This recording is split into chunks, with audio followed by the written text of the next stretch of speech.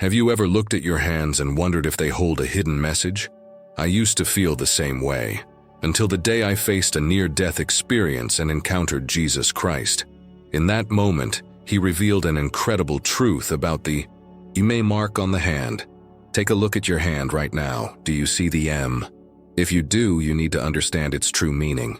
If you don't see it, stick around, because God has revealed to me 4 reasons why this mark might not appear on your hand.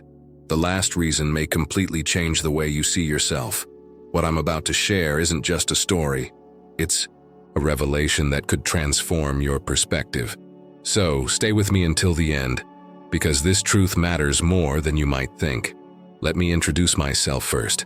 My name is John Williams, and I'm 65 years old. To be honest, I never thought my life was particularly extraordinary. I've always been someone who loves reading and has spent years searching for the meaning of life. Yet, even at this age, I'm still searching for answers.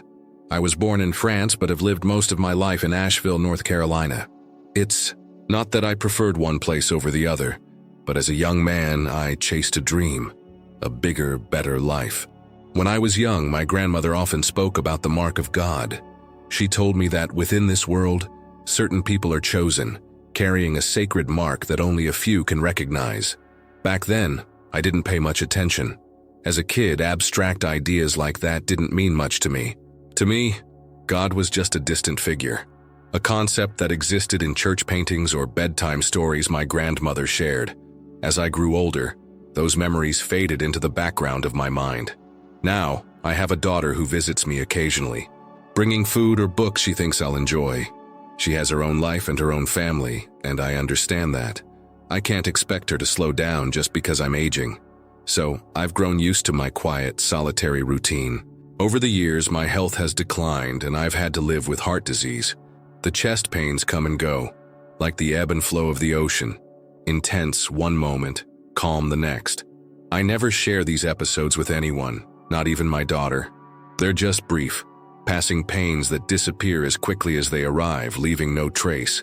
Maybe I convince myself that I've lived long enough and there's no reason to be concerned. But then, one chilly autumn evening as the leaves blanketed the yard, I sat down to read the Bible, a small habit I'd kept up every night. Out of nowhere, a tightness gripped my chest, sharp and cutting, like a blade. I doubled over, gasping for air, but it felt impossible to breathe. Panic set in, but I kept it to myself, determined not to alarm my daughter. I don't remember the exact moment I collapsed. What I do recall is being engulfed in complete darkness. Everything around me faded into a void, silent, vast, and soundless. Memories, images, everything slipped away, leaving only an overwhelming stillness. It was terrifying, yet oddly soothing. It felt like I was letting go of everything I'd ever known. That void, that silent expanse, was this the end? The end I had sensed coming for so long? And then, there was just one thing I could hold on to, that sense of release. The fear was gone, replaced by surrender. I can't pinpoint the exact moment my soul left my body, but I remember a distinct sensation. It was as if I had become weightless, no longer tied to my physical form. Looking down, I saw myself lying on the floor, unmoving, eyes shut, limbs still. It wasn't an image of death, but of emptiness. Something essential had gone, leaving behind only a hollow version of me. Suddenly, the room around me was flooded with light, though not the kind of light we encounter in our everyday lives. This was different, soft, warm, and full of a love I'd never known. It radiated comfort, a kind of peace beyond description. And then I felt it, that invisible force pulling me away, drawing me into the light. It wasn't a forceful pull, but rather a soft, comforting sensation, like an unseen pair of hands gently guiding me forward.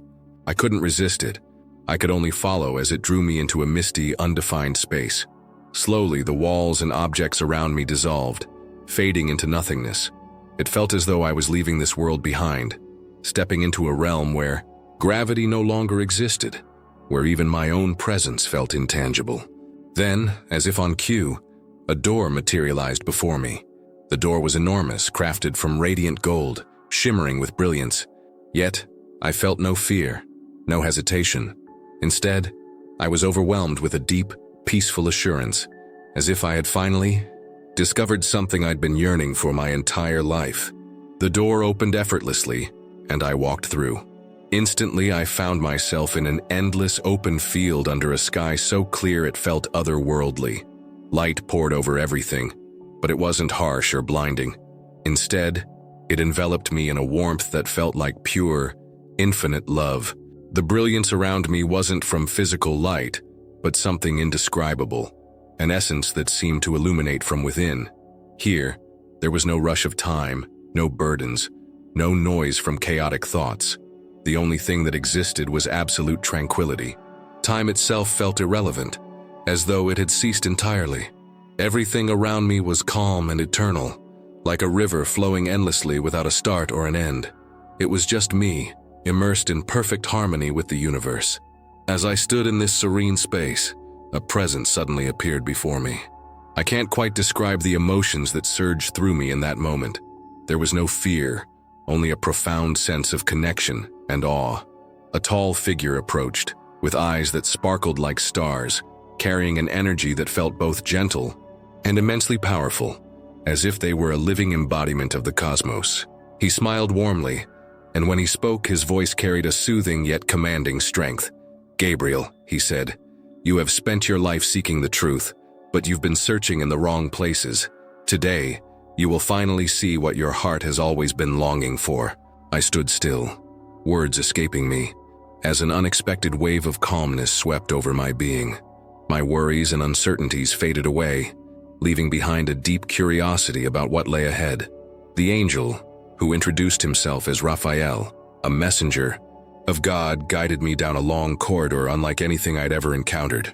It wasn't a physical hallway I could touch, but rather an intangible space that felt vividly real. The walls seemed to be made of memories, snapshots of my life playing out like a movie, capturing every moment, every detail, and every emotion I had ever experienced. I saw myself as a 6-year-old sitting beside my grandmother. She used to talk about the mysterious M mark on my hand, calling it a divine gift. Back then, none of it made sense to me. It just felt odd, and I never imagined it could hold any deeper meaning. Then came scenes of my younger self, consumed by books and personal goals, completely detached from spirituality. But the next memory hit me hard.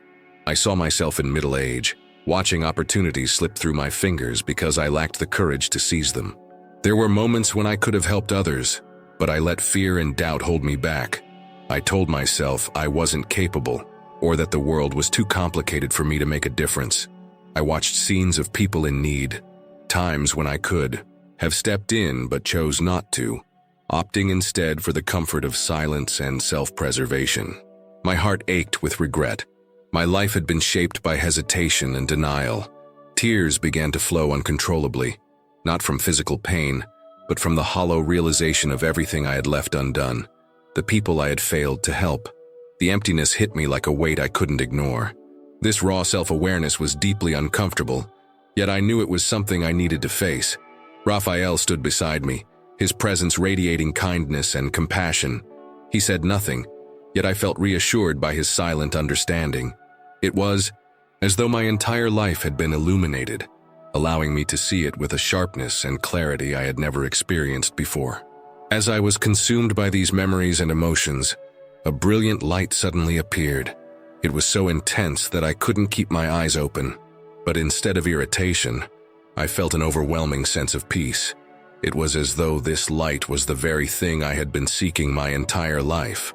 I don't know if I was standing or kneeling, but my body naturally bent down, not out of fear, but from a reverence, a deep worship that I had never experienced before.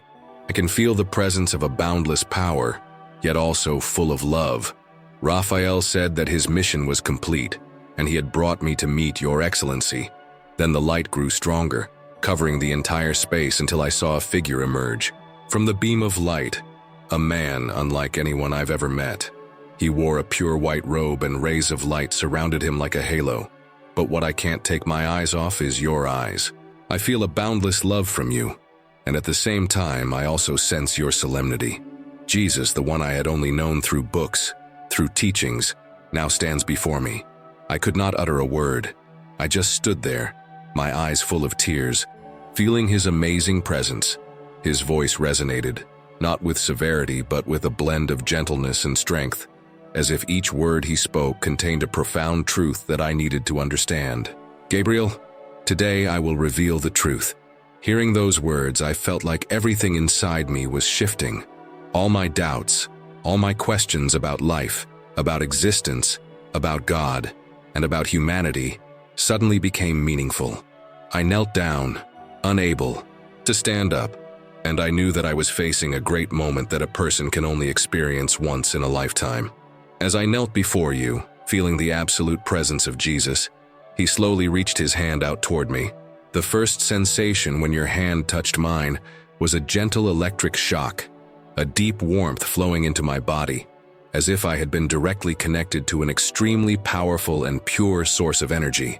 And then, when I looked down at my hand, I saw something strange, a mark that I had never noticed before, a bright shining M illuminating my hand, as if some strange light was coming from it.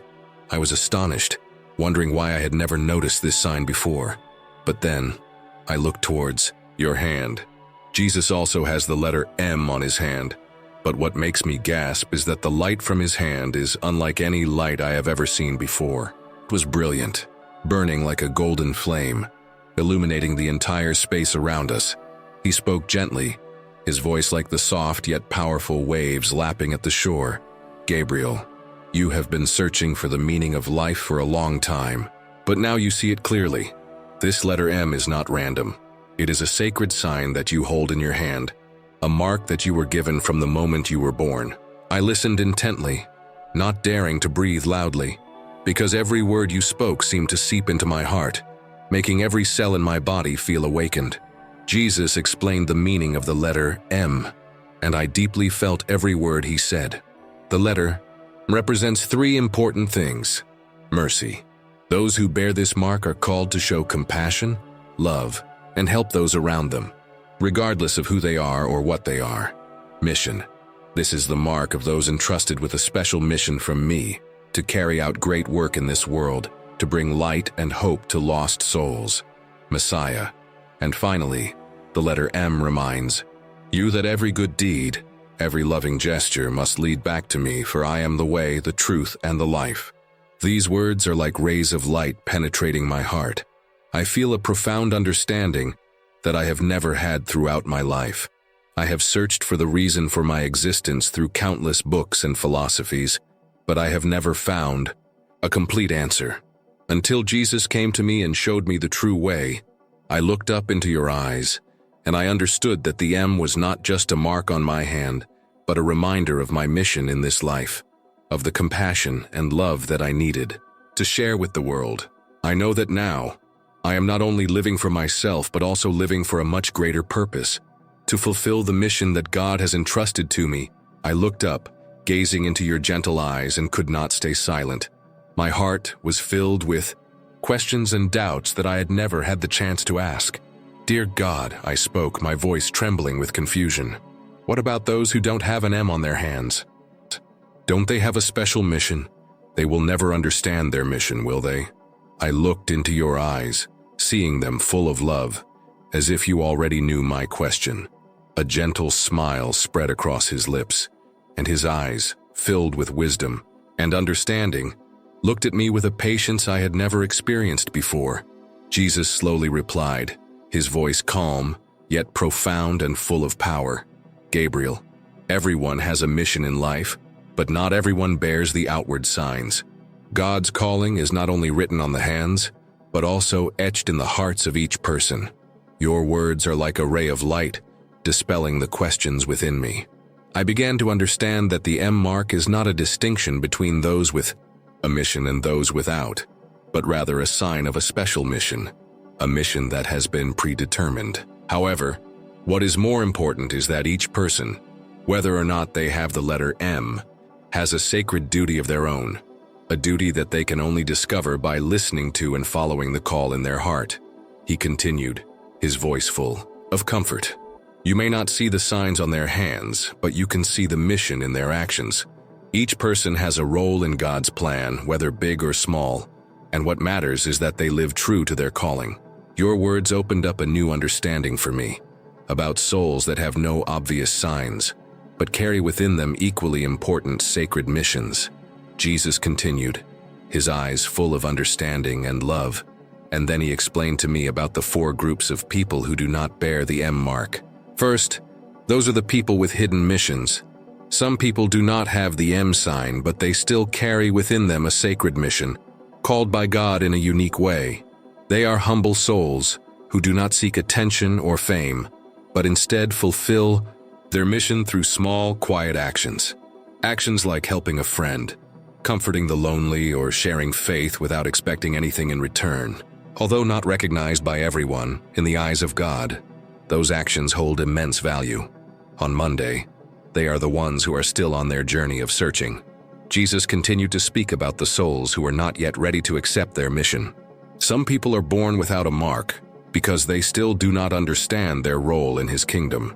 They may still be searching, unaware of God's presence in their lives. Some people must go through challenges, stumble and search, before they understand their role in my kingdom, he explained. These people may not immediately recognize their mission, but there will come a time when they become aware of that calling. It could be a dream, a special event, or a divine awakening that only God can ignite in their hearts. On Tuesday, they are the ones who choose to follow their own path. Another group of people has a clear mission, but they refuse it. They are caught up in the pleasures. These people, although they may have a sacred mission, do not want to listen to the call of God. Jesus sighed, his eyes full of regret and love, and said, I knock at their hearts, but they do not want to open. However, I never give up on them. I always wait for them to come back. He said that even if they go astray, if they repent and return to the Lord, He will open His arms to welcome them, helping them to walk the path that has been predetermined. Finally, the Lord spoke to me about the souls with unique missions. These people do not need an external sign to prove their mission. Instead, their light shines from within.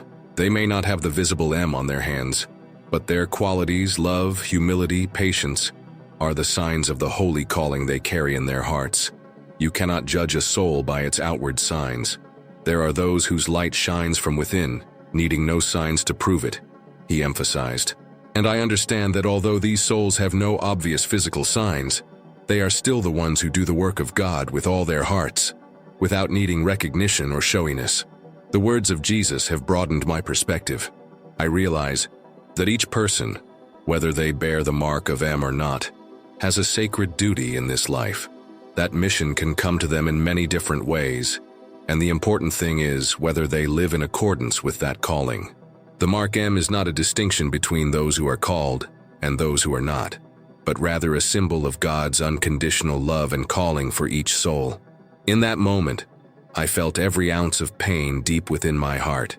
It was as if all the mistakes I had made and all the time I had wasted throughout my life were closing in, suffocating me. I glanced down at my hands that hadn't achieved all they were capable of. A wave of regret and emptiness overwhelmed me, and tears began to flow uncontrollably. I dropped to my knees, consumed by sorrow and guilt, blaming myself for not living the way I knew I should. I hadn't fulfilled the purpose that God had for me. Oh Lord, I've squandered so much time, I whispered through sobs. Is there still hope for me?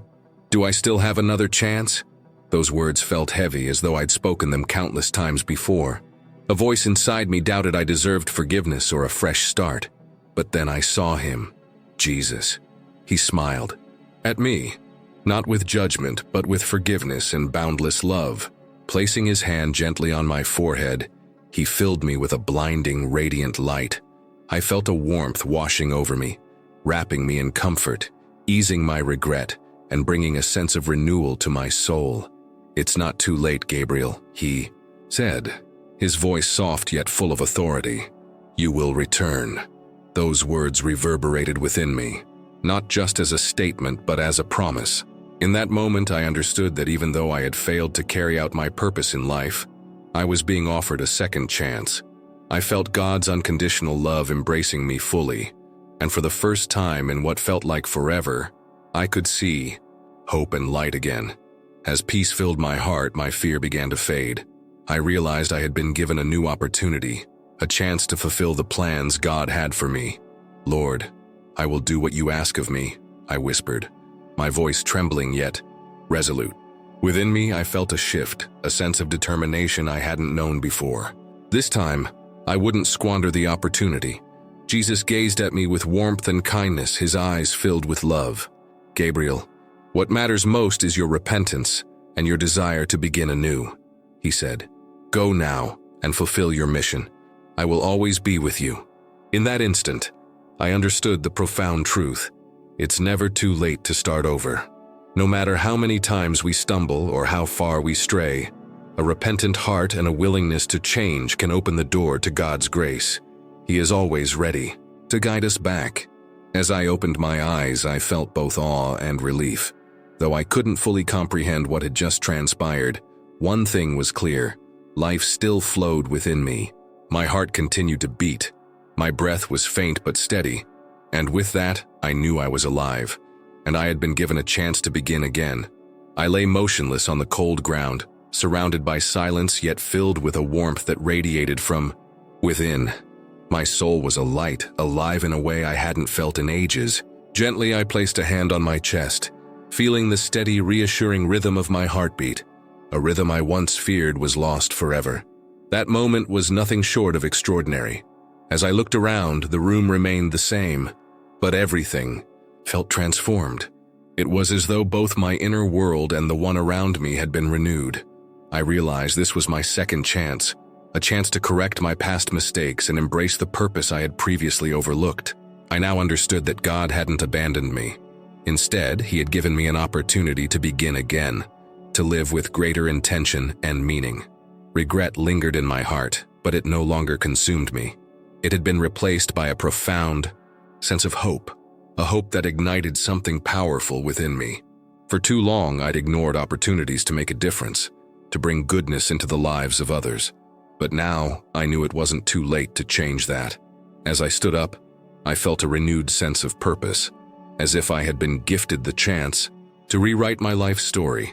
The past couldn't be undone, but the present and future were mine to shape.